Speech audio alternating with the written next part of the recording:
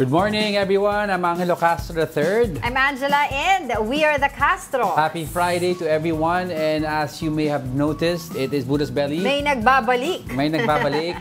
Kasi last week, unfortunately, we were hit with a very bad calamity na baha. But now, little by little, nagre-recover tayo. And so, our food to help us recover for today is from Buddha's Belly. Ano ba yan ang food natin, Angel? Comfort food. Of course, we have tofu, we have dim sum platter. Two kinds of tofu yan, ano? And of course, ang kanilang braised, and only. Ito ata may suka eh. Oo, fried rice. Ay, ito favorite ni Angel tong hakaw. Yes. Oy, but today is a Friday ha, and it's the end of the week. Although hindi ibig sabihin patapos na rin ng mga issue dahil kahit nag-end of the week, umiinit pa rin ang issue on the weekend. So we have Paris, we have of course the oil spill update, we have ICC. ICC, Alice Go. Of course. Finding Alice. Ano pa ba? Olympics na sabi ko na. Wala pa hindi pa nagbabalik si Kibuloy. Wala pa. Wala pang update tayo dyan. Pero all of this because we're serving you news in a countdown. All that before your second cup of coffee. This is Brunch. Let's begin our countdown with some updates on 2024 PVL Reinforced Conference. Signal remains unbeaten in the tournament. HD Spikers jacked up their Pool B record to 4-0 after dismantling Petrogas on Thursday. Maria Jose Perez scored 20 points, 16 on attacks, while Jackie Acuña added 8 points. On Tuesday, Signal will go for a sweep of Pool B against Akari, while Petrogas will face Choco Mucho.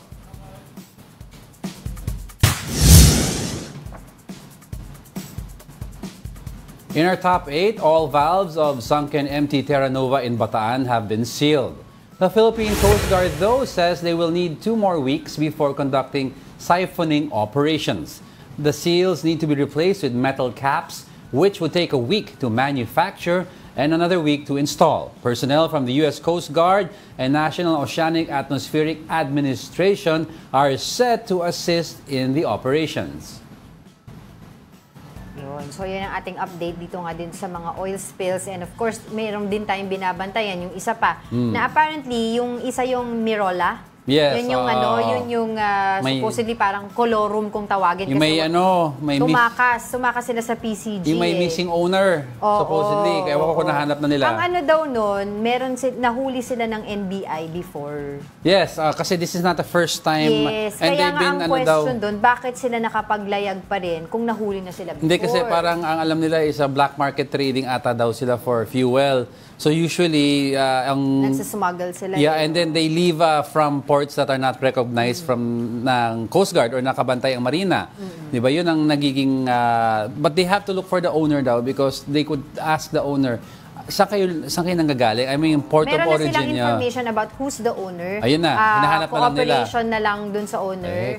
At saka syempre... Kung kolorum yan, di magko-cooperate yan. At saka bakit nga sila nakapaglayag pa kung sila ay nahuli na ng umpisa? Alamin natin kung bakit. Yun. Apparently, ito palang Mirola na to ay mas nauna tong, kumbaga, sumadsad doon sa area, July 23 as compared dito sa Terra Nova. Abandoned ship kasi ang ginawa dyan eh. Syempre, kasagsagan ng bagyo ng mga nakaraang araw.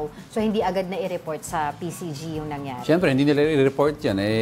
Guilty sila eh. So, abandoned ship, nung nagkaroon ng bagyo, iniwan nila, na-discover through drone. Oo, but going back to empty Terra Nova, akala naman natin kaagad-agad nila masasiphon yung mga oil, no? So, ang dami palang mga procedures pa dyan. And sinabi nga dito, it would take them 2 weeks pa para talaga maisagawa yung siphoning operation nila. Dahil eto sa ngayon, ang mga ginagawa nila, yung pagsiseal lamang ng mga valves para hindi nga magtuloy-tuloy yung pag-leak. Sa depth kasi ng pagkalubog ng Terra Nova, they have to siphon yung part na medyong nasa upper portion para to release weight from the ship. Aangat yung ship ng konti. Pag umangat yung ship, i-force nila to mas mababaw so that pag in-access ng divers, hindi na mahirap. Kasi nahihirapan ng divers pag malalim at nagsasiphon sila eh.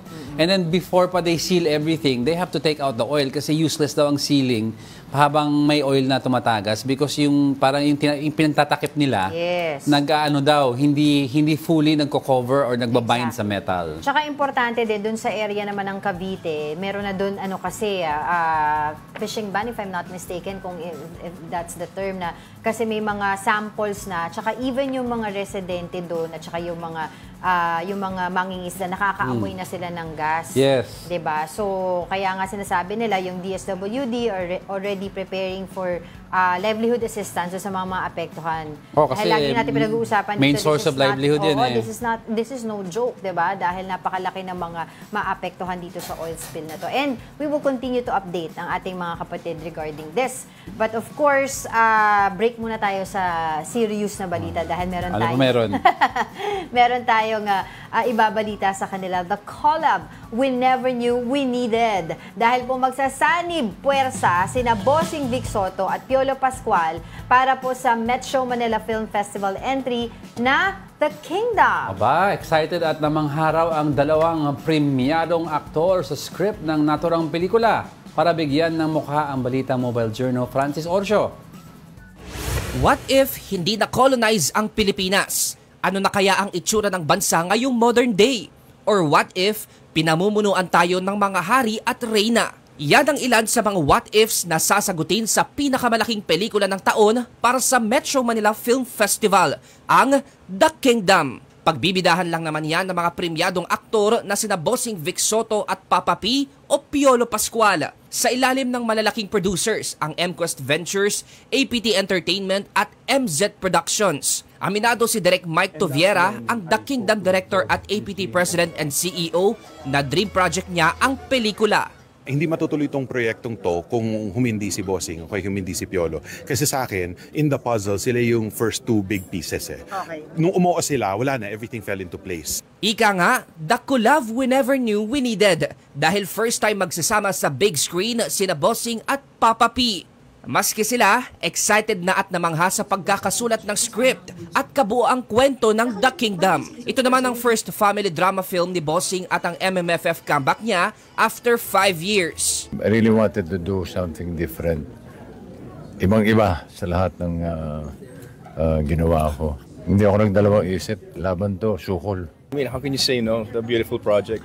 Mahirap pag humindi ka. It's an opportunity. It's a beautiful project. So parang, it's a privilege to be part of this kind of project. Set in the modern day Philippines, masasaksihan kung ano ba ang Pilipinas ngayon kung hindi tayo sinakop. Ipinasilip na rin ang inspirasyon sa mga costume designs, royal artifacts, ang mga tattoo symbols na ilalagay sa katawan, ang loob ng palasyo at trono ng pinuno, pati na ang pagkonsulta sa mga historians, at marami pang iba na kaabang-abang. With the others that we've seen, they're all past eh. So parang, ganun talaga noon, ganun noon. So ngayon, nung binangga namin to the present day, tignan nyo, what would it look like as a kingdom and now? Anong itsura ng Pilipinas? Full support sa pagpresenta ng pelikula si MQuest Ventures President and CEO Jane Basas, na naging emosyonal ng pasalamatan ang mga patuloy na nagtitiwala sa kanila. Nagpapasalamat ako sa Diyos dahil partners like si Direk Mike tsaka si Bossing, pinipili kami na wala namang kaming history eh.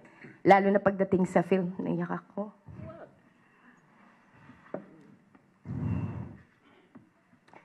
But they choose to partner with us because of the respect and that they recognize that we have value that we can put on the table. Ang kaabang-abang na pelikula, mapapanood sa Metro Manila Film Festival 50th Anniversary sa Disyembre. Mobile journalist Francis Orcio po, hatid ang mukha ng balita. Yun nga. Tama nga naman. The collab we never knew we needed. So we are very excited para dito sa magiging collaboration ni Bossing and of course ni si Papa Piolo, P. dating box office king, tapos isa sa mga king of comedies. Right. One of the king of comedies, pinagsama sa isang pelikula. It's something to look forward to. Alright. Now, coming up, Senator Raffy Tulfo seeks to suspend travel tax, which he says is unconstitutional. And the Justice Department says it won't block the ICC should it decide to arrest those involved in the drug war. We are just getting started, mga kapatid. More of our top 10 news when brunch returns. Keep it here on One News.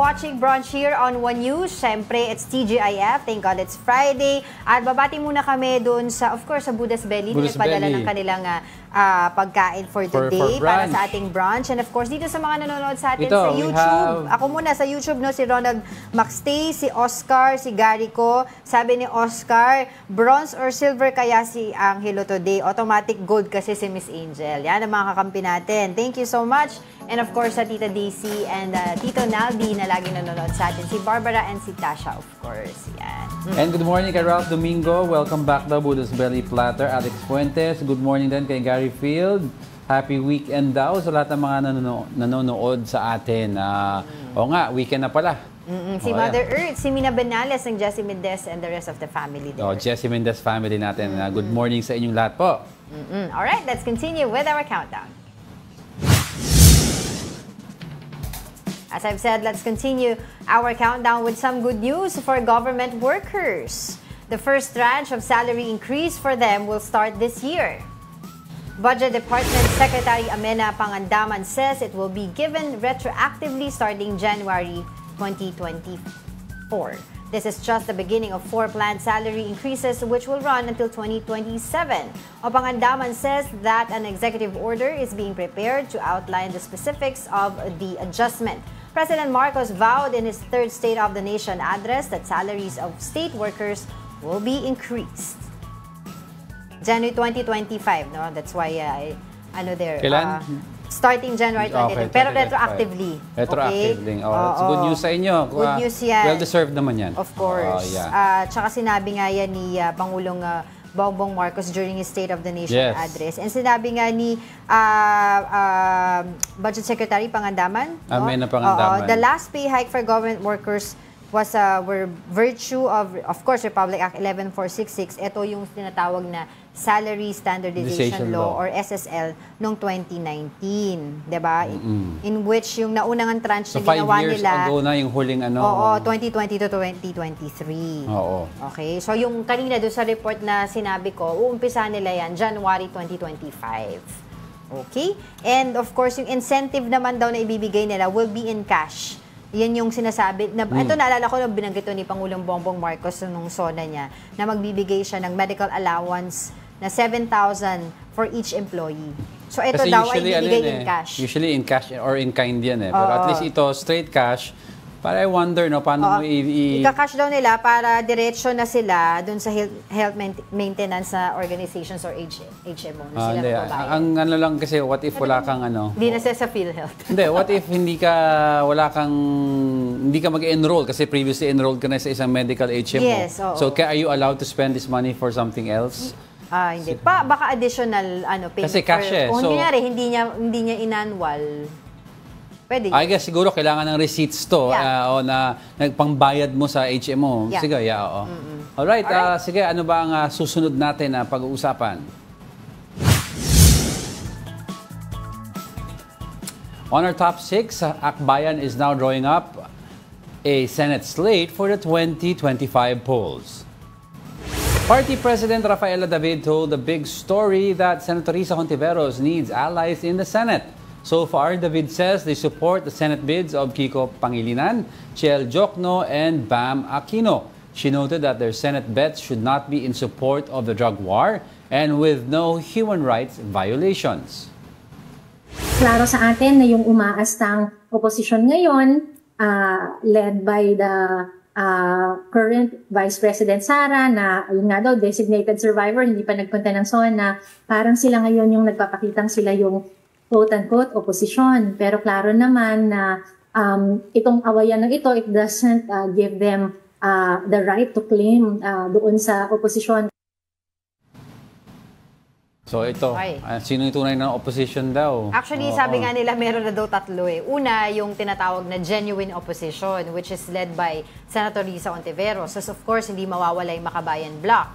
Diba? Tapos, which is led by Franz Castro. Tapos of course, yung opposition na hindi nakuha kasing gusto, kaya naging opposition. I guess Which siguro, is sila, of course, yung block nila Duterte. I guess ang define talaga na opposition nga yung block nga ni Senator Risa. It's because consistently naman, they've been there. And makabayan, I guess. Yeah. I mean, yun ang grupo naman eh. I mean, hindi man sila yung, when they oppose policies that are not, they feel that are not going to benefit yung mga kababayan natin. Right. Yun ang opposition. Ngayon, kung opposition ka because you're on the other side of the political fence, then we have to redefine the word opposition. Because at one point, the Aquinos were in power.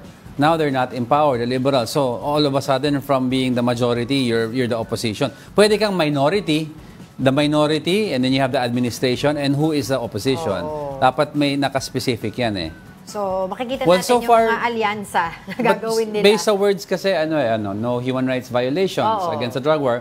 Well, I think Senator Bam Aquino, si Kiko, Senator Kiko, they really fit that. Na nila eh. They fit that slate. So, let's see kung sino pa ibang mga kasama ni Senator Risa. Senator Risa kasi survived a lot of elections na hindi makapasok. Nakita natin na siya lang yung mag-isa na lumalaban, di ba? Maganda ang malakas ang political base niya. She has the base for it. So, let's see. At lumalakas pa siya lalo dahil dito sa nangyayari na Pogo hearing, di ba na siya ang committee chair. And sabi nila, she won the hearts of many BBM supporters when she stood up for BBM. Kaya nga ngayon mapapaisip ka dahil dun sa mga nangyaring political brouhaha. Diba? Sino ngayon yung magkakampihan? Kasi before, magkakampihan doon, mag-aalyansa. If I can remember it correctly, may sinabi si Senator Trillanes, baka po pwedeng makipag-alyansa sa administrasyon ngayon because parehas. Pero if you will ask naman yung true-blooded liberal, no sila eh. Diba? Okay. Pero actually ang sinasabi nila, issue-based. Kaya saludo din ako kay Senator Laila de Lima. Kahit napakawalan siya during this admin, hindi ibig sabihin yan, will ally with you sa election. Yes. Sabi niya, issue-based kami. Issue-based. Which is fair. Never the figure, political figure. Alright, let's continue now with our countdown. Going to the fifth spot is the Flood Control Master Plan. Department of Public Works and Highways or DPWH Secretary Manny Bonoan has clarified his earlier remark about the lack of National Flood Control Master Plan. Bonoan admitted in a Senate hearing about the absence of a National Flood Control Master Plan. In an interview with 1PH sa Totoo Lang, Bonoan said they cannot simply integrate all of the master plans in each river basin. He said these master plans have to be constantly updated to respond to climate change. Bonoan added the need to do more dredging of rivers as part of the country's flood response. Mababaw na yung mga river beds natin. Mukhang hindi nagpursige ng mag-dredging o mag-desil at baba ng erosion galing sa mga bundok. I think habang nagpapagawa kami ng mga projects, yung mga river walls, embankment, yung mga ganon, kailangan din, sabayan din natin ng pag-desil o pag-dredge doon sa ilog para may daluyan na mabuti ng tubig baha. Inami nila para ang nangyayari is patsi-patsi na lang yung ginagawa eh. Nagiging retroactive lang actually. Pero I don't agree na mahirap gumawa ng master plan. It's because naman may mga models already galing from mga world climate agencies telling you ano yung possible effects within the 10-year period of the climate change. So with that, you can make, I'm not saying predict, but you can make an assessment, ito ang possible increase in rain, wind, and frequency next year. Ito ang gagawin natin ngayon na plan based on that. If something happens, may provision for additional plans. Feeling ko kasi ang hirap dito sa dami ng mga agencies na supposedly in this project o ditong plan na to, flood control project na to. Hindi sila synchronized when it comes to implementing or doing yung job na to. Tapos, of course, diba, naalala natin, sinasabi ng mga senador na bakit ganito. Even Senator Amy Marcos has said, sabi niya, 1.4 billion a day ang budget ng DPWH for the flood control project, pero asan na. So, ang sinasabi naman dito ni Secretary Bonoan, andun nga sa interview sa 1PH, sinabi niya na meron daw, lawmakers are not approving the budget for repair and update of yung mga dredging machines. So parang sinisisi naman niya ngayon sa mga lawmakers na may mga nakalagay daw yun sa allocation ng item nila na for riverbed desilting and dredging noong 2023-2024. Pero hindi daw yun na-approve. Tsaka nagtuturoan daw ang nagiging problema, especially sa where do you call it, Metro Manila NCR, is that nagtuturoan yung mga LGU. One LGU will say daw, ginawa ko na yung role ko by dredging this part. Itong city naman, pagdating sa kanila, hindi nakadredge. Pag Metro Manila, kasi yan MMDA. This is where you now take a look at yung government structure. Should we now, diba? Kasi you have major cities inside Metro Manila, and yet, may sarili-sarili silang power as individual independent LGUs. Ngayon, yung ibang provinces natin, like regions, meron kang, like mga provinces, may governor, may mga mayor. So, kung nagkaroon ng problem between LGUs, usually the governor is there para i-break yung bypass. So, should we now rethink yung structure ng MMDA na magkaroon ulit tayo ng governor for Metro Manila? Floods? No, because Metro Manila is a combination of cities, di ba? So, should we rethink something like that? Di ba? I don't know. Pero sana naman magkatugma sila because Metro Manila falls under usually one basin lang to eh. If you fix one LGU to the other, dapat, kasi Marikina is stuck to Quezon City sa border. If Marikina dredges all they can and Quezon City doesn't improve their gateways, yung mga trash nila, it's useless a chain reaction. Chain reaction. It's a chain reaction. Kaya kayo naman, di ba yung pinag-uusapan yung sa master plan, sabi daw nila, and each river basin. Hindi naman dapat tawagin na master plan yun. Kasi ba pag sinabing master plan, isang malaking plan yun. And under that, those mga... Huwag na kayo mag-away-away. It's because at the end of the day, pag may baha pumasok sa bahay nyo, hindi pipiliin ng basura kayo ng bahay papasukan. Sabi nila, ano na nangyari at the end of the day, nasaan yung flood control project, yung plano na yan? Kayo naman, penlalo na nga, gusto nyo pang tuparin. Okay, spoiled ha? Tuloy yung mga residente natin, sila na lang ang gagawa ng paraan dito sa issue ng pagbaha. Oo, dahil gumawa ang ilan residents of Quezon City ng alin? Floating houses. You heard it right. Ito na raw ang kanilang sagot sa taon-taong pagbaha sa lugar. Para bigyan ng mukha ang Balita Mobile Journal, Evan Tarinque.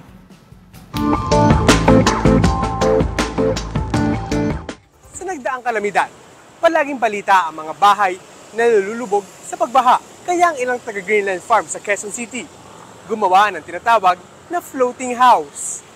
Tabing ilog at tabing creek ang New Greenland. Kaya naman umaabot daw sa 12 feet. Ang taas ng tubig baha noong malakas ang ulan. Low-lying area kasi ito. Kaya ang ilang residente, pinaghandaan na ang pagtaas ng tubig at gumawa ng kanya-kanyang floating house. Isa na ang bahay ni Kuya Noli sa mga itinuturing na safe house sa lugar. Flood-prone area tong lugar na to. Ginawa yan para lahat ng gamit, kung sakasakali man na bumaha, lahat ng mga gamit may akyat dyan. May safe. Effective naman daw talaga, gaya nung manalasa ang habagat na pinalakas ng bagyong Karina. Halos lumubog na ang mga puno sa kanilang lugar. Pero si Gianoli, parang nasa second floor lang ng kanilang bahay. Na yun pala, ay lungulutang na. Yan, umabot na sa tarpaulin yun ng DOST, yung tubig. Patuloy naman sa pagtaas tong floating house, okay lang.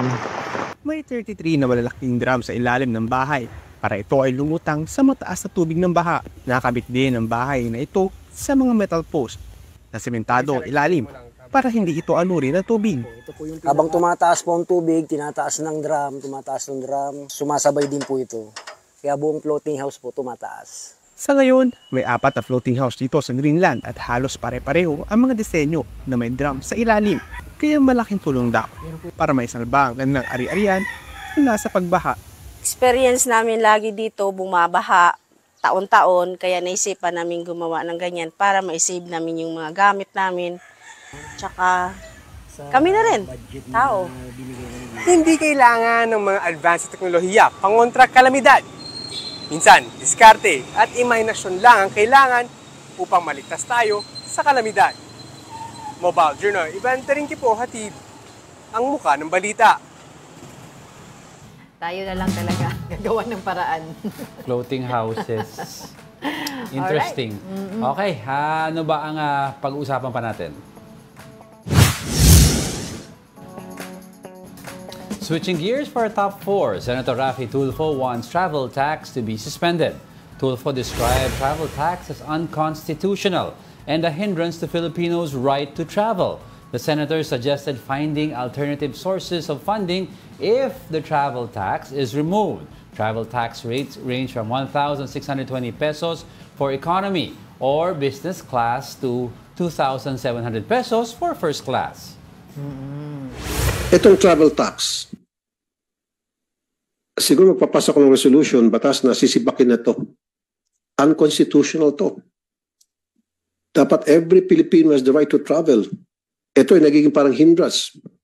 Itong batas na ito, 1956 pa po ito. At that time, ang parang pinapatravel lamang yung mga mayaman, elite. Ngayon, kaya naman ng mga regular person na makapag-abroad, mag-ipon sila at gusto magbiyahe, pero tataksan sila. Diba? Dapat din na tinataksan. Okay. So, tinatanong nga nila, saan ba dinadala yung mga travel tax fund na yan? Ano saan pinopondo? Improvement ng airport, diba? Actually daw, yung fund, 50% of that goes to CHED and part of it goes to National Museum. And 40% doon sa Tourism Infrastructure and Enterprise Zone Authority or TIEZA. Ang sinasabi ni Senator Raffy Tulfo, syempre sinasabi ng iba, pag sinuspend nyo po yan, mawalan po ng budget itong mga to. Sabi, hanapan nyo na lang sila ng magpopondohan. Kasi kung sinasabi nga ni Senator Raffy na this is unconstitutional. Right to travel. Right to travel. Kasi daw before, noong 1956, ang pinapatravel lang daw yung mga mayayaman. And as compared now na when in a different time, Actually, yung mga promo ng mga mahal ticket. Kaya? Hindi, kasi may mga promo ng ticket supposedly, 3,000 na lang. Pero it ends up na nadagdagan minsan ng additional 7,000 to 8,000 because travel tax leaving the airport, travel tax entering the airport. Diba? So, pag first class ka, diba, current travel tax rates range from 2,700 for first class. Tapos 1,620 for economy or business.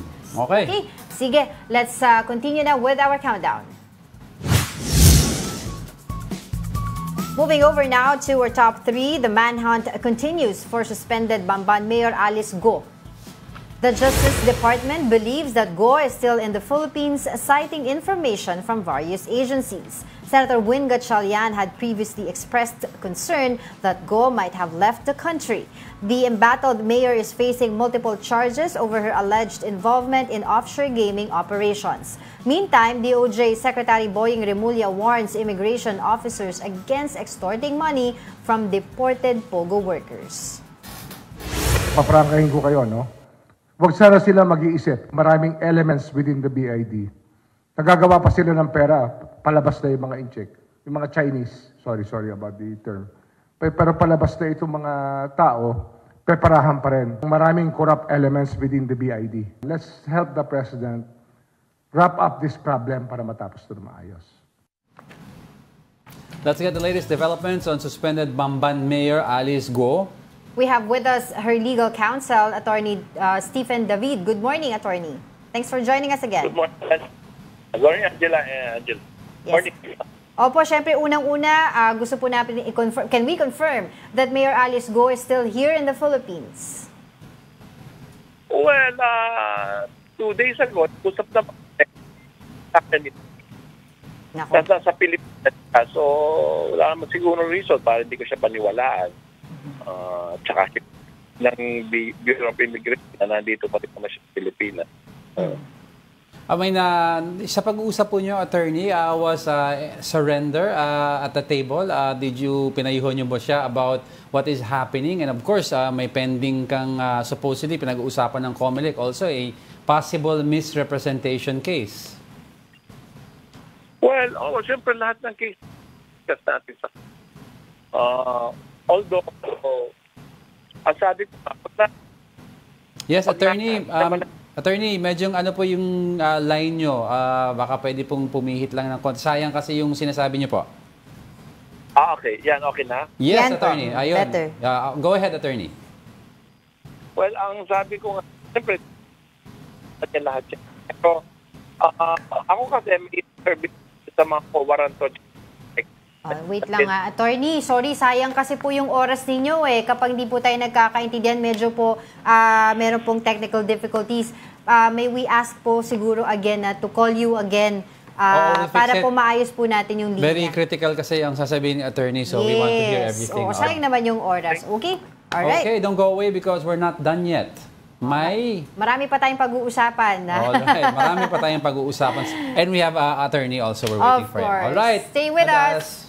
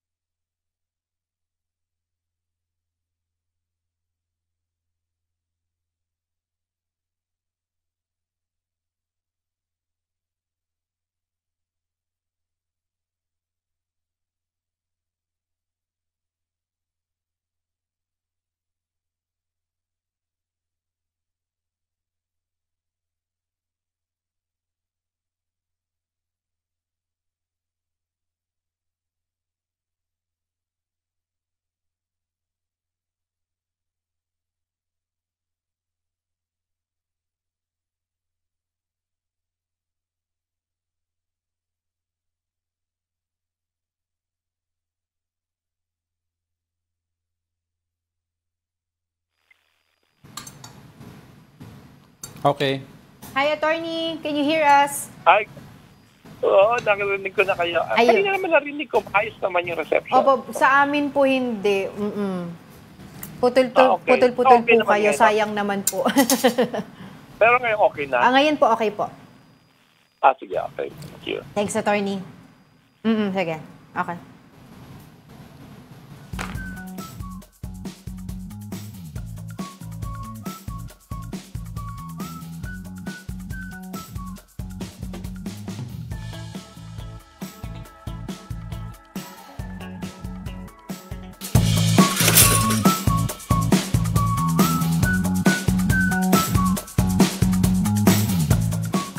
Welcome back. You're still watching Brunch here on One News. Balikan na po natin si Attorney Stephen David, ang legal counsel ni Mayor Alice Guo. Good morning po again, Attorney. Good morning, Angela and Angela. Sorry kasi pangit ang line kanina. Oo, sayang kasi attorney pinag-uusapan. Anyway, attorney, let's go back po sa last question. Napag-usapan niyo ba with Alice Guo about the possibility of surrender, and also ano po ang tugon niya or ano yung sinasabi niya about her possible case sa misrepresentation sa COMELEC na pinag-uusapan na po? Well, yun na nga. Kasi yung COMELEC tsaka yung POWARANTO, kasi ang core niyan kasi dapat patunayan nila na hindi siya qualified o talaga nag-misrepresent siya by showing na hindi siya Filipino citizen o na foreigner siya. Pero sa ngayon kasi ang reservation ko dyan on legal point, meron naman siyang passport, saka meron siyang birth certificate na valid naman. That is a very strong presumption na Pilipino siya. Kung yung funding niya na nakita lang sa Pilipinas, ang presumption Pilipino siya paano pa kaya siya na meron birth certificate at saka ano? So, paano kaya magpo-prosper yung mga ganong cases? Kasi pag na-receive ko yan, papailan ako ng motion to dismiss. Parang sa akin premature. Right now, nag-file sila ng case sa Tarlac, na-question yung kanyang birth certificate. So, bakit?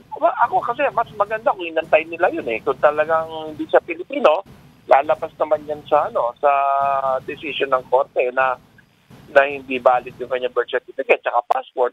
Then siguro that's the time na pwede nila sabihin na may usurpated siya, may misrepresentation siya.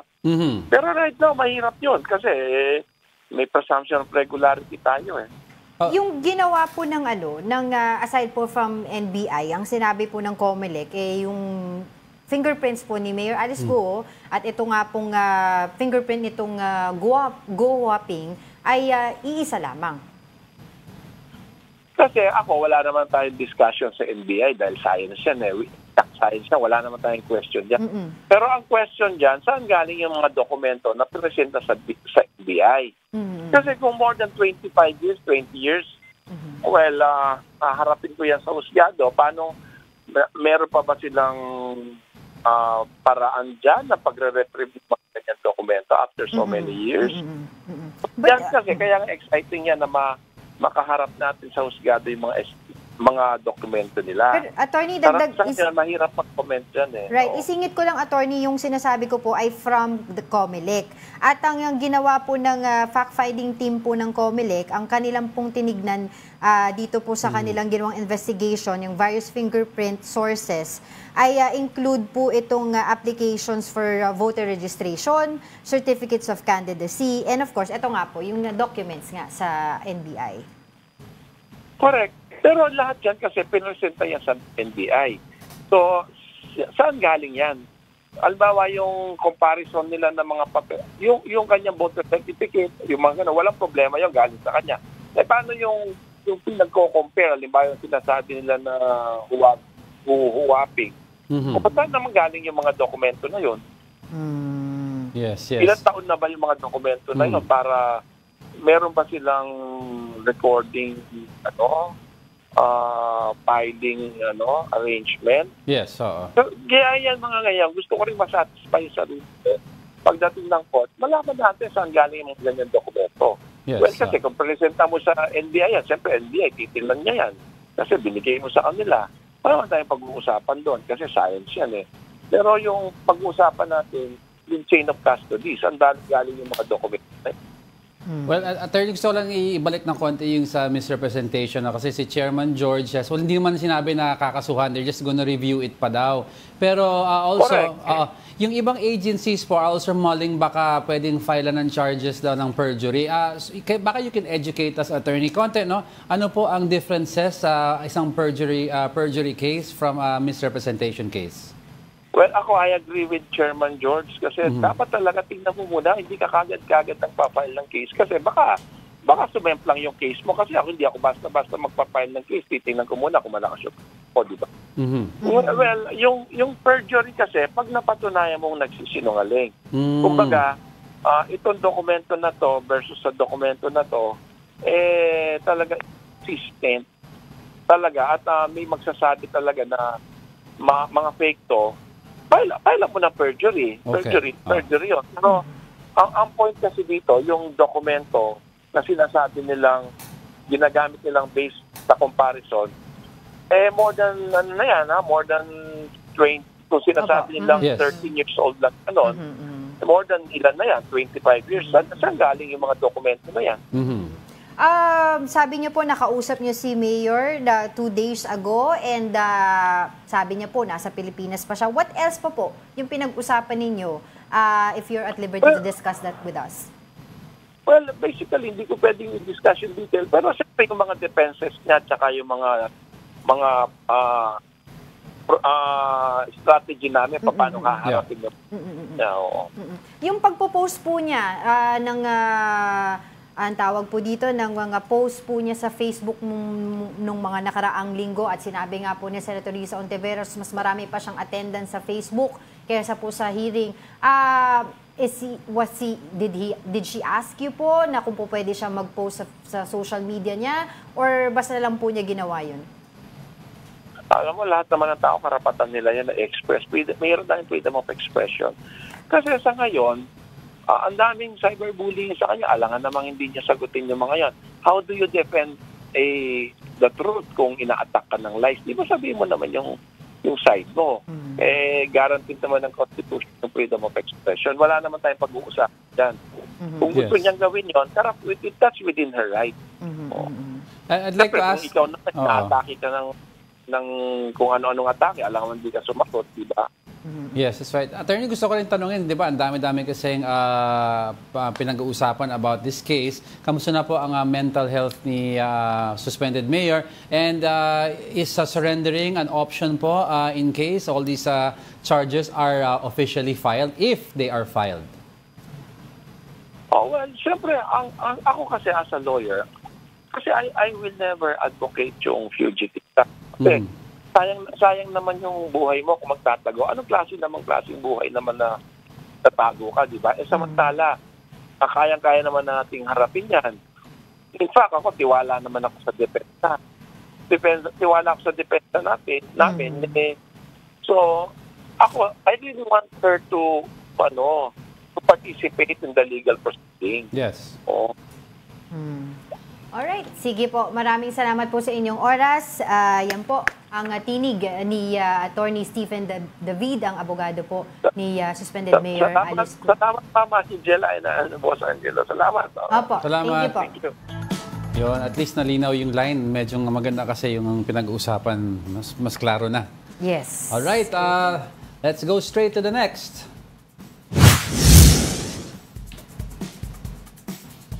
On our second spot, Congressman Rodante Marcoleta tags Comelec Chairman George Garcia in offshore bank controversy.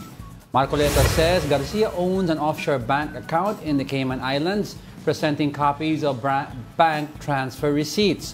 The lawmaker says they tap volunteers in the U.S. to make bank transfers to verify those bank accounts. Now, last month, he revealed that at least 1 billion pesos was transferred from different banks to the accounts allegedly linked to a Comelec official.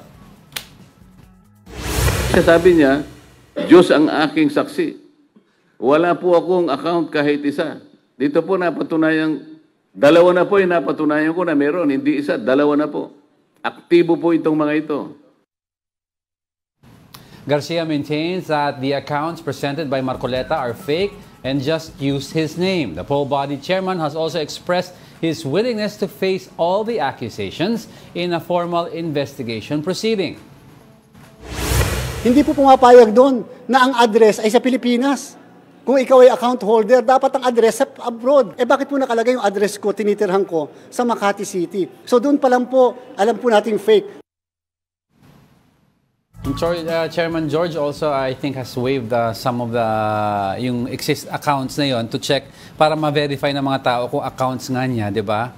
And may mga ibang banks na daw nagsabi na hindi nga daw sa kanya yung account or existing yung ibang accounts na ipinupukol sa kanya.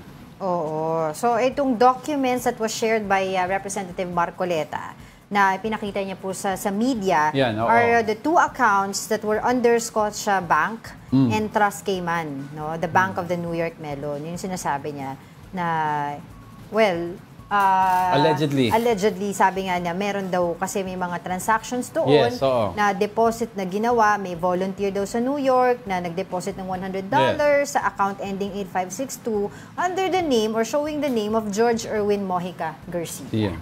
So, yun. Yung authenticity ng document na yan, hindi din natin alam. Proper forum, yun ang sinasabi nila diba?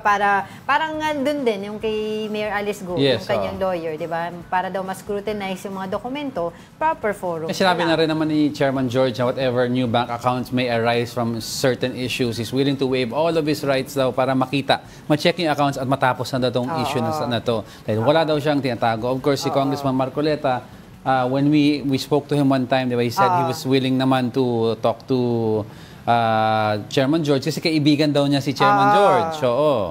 So sabi nga nila, 'di ba, nagsulat nga ito ng nagbigay ng sulat itong si Chairman na George Garcia sa National Bureau of Investigation at nakalagay nga dito yung request niya na maimbestigahan itong mga allegation na to na meron siyang mga offshore bank accounts. So, patunayan na lang. Yan sa screen. Kasi sabi niya kung mapatunayan, di magre-resign siya. Kasi nang din sinasabi nung iba, 'di ba? Kung may mga ganito ka, mag-resign ka. Pero sabi niya, kung mapatunayan, edi siya mismo magre-resign. So we just flashed on your screens yung mga present ni Congressman Marcoleta na copies of the documents na supposedly that belongs to Chairman George Garcia account. So as per Comelec George Garcia, sabi niya, ito daw ay mga fake account. Fake account. If I can remember it correctly, when we interviewed him or dun sa mga reports na ina-interview siya, sinabi niya, yung parang yung papers na yan na sinabi galing dun sa Cayman Island, parang dinala doon, tapos ibinalik dito sa Pilipinas. Yes, oo. Tapos when we asked si former Congressman Erice, sabi niya, hindi daw niya alam. Kasi when the documents arrived doon sa bahay niya, hindi daw niya binuksan. At pinadala na lang yun. Tingnan niyo, imbestigahan niyo to. Oo. Kasi basta naka-seal daw yun. Naka-address sa kanya, he saw the box, sent it to Congressman Marcoleta. Yun. Tapos si Congressman Marcoleta daw nagbukas na. And sabi naman ni Congressman Marcoleta, wala naman initially wala naman name na sinasabi si Congressman Marcoleta, inamin na ni Congressman George na siya ang pinupuntirya. Oo, siya daw yun, yung COMELEC official na yun. So okay, sige, abangan pa natin yung magiging development nitong issue na ito dahil hindi po, of course, syempre gusto natin malaman yung katotohanan behind this. Kasi dahil nakasalalay po ang election natin. We want to put all of this aside kasi if hindi ma-resolve to, it will cast a doubt on the authenticity or the results of the election. We don't want that to happen. Of course. And lahat naman ng hamon kay COMELEC Chairman Garcia, sabi naman niya, di ba? Let's face it. Let's face it. Sige, antayin natin yung magiging development ng issue na ito. But for the meantime, let's continue with our countdown. Our top story is the latest statements of the Justice Department on the ICC's drug war investigation. Here's the report. The Department of Justice will not block the Interpol if it serves an arrest warrant issued by the International Criminal Court. This in connection with the ICC's probe on the Duterte administration's war on drugs. Justice Secretary Boying Remulla said, while the Philippines is no longer a member of the ICC, we are still a part of Interpol. We are not in the business of blocking any movement of the Interpol unless a policy is laid out, which of course will go against our international commitments. Pag hinarang mo yan, magkakaroon tayo ng repercussions sa country. Pag-aralan pa rin namin kung anong pwedeng gawin. We will study the possibilities of or the implications of dealing with the Interpol on this matter. Earlier, former Senator Antonio Trillanes claimed that the ICC has requested Interpol to issue a blue notice for the 5 individuals it tagged as suspects. They are Senator Bato de la Rosa, retired PNP General Oscar Albayalde, former Criminal Investigation and Detection Group Chief Police Major General Romeo Karamat Jr., National Police Commission Commissioner Edelberto Leonardo, and former Chief Intelligence Officer Brigadier General Eleazar Mata. May blue notice na sila sa specific countries. Yun po ang aking impormasyon dun sa lima na yan. Kaya pagka lumapas po yan sila dito, makakalabas sila kasi hindi dito ilalagay. No? Hindi makikita sa receiving country natin. Pero dun sa port of entry, nung bansang pupuntahan nila, doon sila. Meantime, Solicitor General Menardo Guevara reiterated that the government will not cooperate with the ICC. However, he said they will not block the foreign court if it directly contacts the suspects in the drug war. No, we will not get in the way. The ICC prosecutor can do that voluntarily by himself, directly talking to these 5 people. For now, the DOJ is preparing a legal brief for President Bongbong Marcos detailing all his options regarding the ICC. For News 5, Camille Samonte, we are One News. Now we are back to having options on the table. Kasi dati medyo yung hardline stance na no. Hindi. Now parang no is being defined as we will not assist but we will not hinder. At ang stand nila talaga sa ICC ay sabi nila, we have an independent judiciary system kaya di sila makaka-operate. Pero ngayon, medyo naiiba nga yung ating tono ba tawag doon, nakakita ng, can I say butas or paraan para magkaroon ng cooperation dito dahil nga dito sa Interpol na ang miyembro pa rin po ang Pilipinas. And in fact, ay kasama po ang Pilipinas pala sa founding members ito noong 1956. So, meron talaga. Pero, yun nga, sinasabi natin, ang Interpol, hindi naman sila yung magbibigay ng arrest warrant. No, hindi. Sila yung nagbibigay lang ng mga nag-issue ng information, ng mga notices, diba? Yung mga Interpol incidents is team. Interpol is a coordinating agency between nations affiliated ICC with that body. and Interpol. So, for example, you have the FBI in the US, and Interpol has somebody na an international fugitive, they will coordinate with that country's hindi sila pwedeng investigative agency. sa gawa nung let's say for example ng arrest. So ang arrest pa they rin, can investigate. They can investigate, pero ang arrest pa rin ay still police authority ng bansa. So just in case here in the Philippines, kung yun nga dito magkaroon ng arrest, PNP ang gagawa ng arrest. Para ng Interpol agents accompanied by PNP to make it an official In other words, if ganon, hindi kung walang authority from the PNP yung arresting agency natin. Kasi PNP is the sole arresting agency. We have NBI also who detains just for purposes of investigation. Right. So kaya nga ngayon, yung medyo taliwas na sa sinasabi before nila DOJ Secretary Boying Rimulya na sabi niya, pag-aaralan natin, 'di ba? Kung ano yung maaaring gawin diyan, 'di ba? Dahil before iba nga, 'di ba, pinag-uusapan nga natin dito na iba yung kanilang stand ngayon, iba na rin. But in fairness naman kay Secretary Rimulya, he's always used the word options. The options are with the President. He's always said that. Unless there are ground rules na ibibigay. Tapos ini-reiterate lang ni Secretary Rimulya that now it is the government's main stance that we maintain that we are already we have an independent and functioning judiciary system, but all the options are on the table of the President. Ganon siya lagi. So ang mangyayari dyan, if the ICC orders the arrest of a suspect and courses through the Interpol, tayo, Philippines can yung order should enact it. Philippines can carry it out, 'di ba? So kasi nga tayo ay member state nitong Interpol.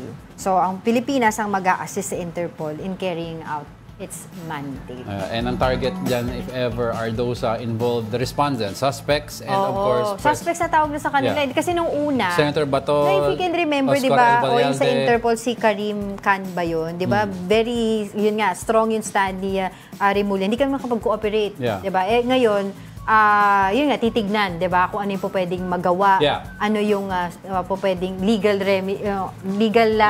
course, di ba, doon sa... Basta... gusto nila kasi interviewin, 'di ba, muna itong allegedly person of interest. Pero ngayon ang tawag suspects na. Suspects na. Tsaka they were allowed naman to interview. Pero isa lang sinasabi ni PRRD, hindi siya magpapahuli ng buhay. I will not be caught alive. Yun nagsabi niya. Pero abangan natin kasi I remember, sinabi ni former Senator Trillanes noon, mga by July, magkakaroon na ng arrest. Basta itong time frame. Pero ngayon, August na wala. But in fairness naman, sabi, initially it's this period already. Let's see. But it's a Friday. Thank you for thank you, Buddha's Belly and all those who watched us all through the week. Bawi kami sa Bati next week. Maraming salamat po sa lahat ng viewers natin, sa comments nyo, sa mga reactions, violent, kind, and reactions. So Team Angel daw nanalo ng gold this week. Always. Babawi ang Team Default next gold week. Ako, di ba? Basta maka-podium finish, okay na sa akin. Uy, pero ang cute ni Carlos Yulo, yun sa kanyang Tupperware. Naging viral yun. Alam mong Pinoy ka. Tupperware, plastic container. Alam mong Pinoy ka, may plastic container ka. May water jug ba siya? May ice? Yung pinaglagyan niya ng ng kasi balita ko, mainit daw sa Paris ngayon 35 degrees. Nagagalit na ang konsensya ko. Wait lang. Sige. Uy, I'd like to leave everyone with a quote, not to confuse you, but the quote goes, to know and not to do is not to know. Wang Yangming. Yun ang nagsabi. And that wraps up today's episode of Brunch. Join us again next week, on Monday. I'm Angela Lagunsad Castro. And he is Angelo Castro III. We are One News. All sides, all the time. Happy Friday. Ingat Happy Friday.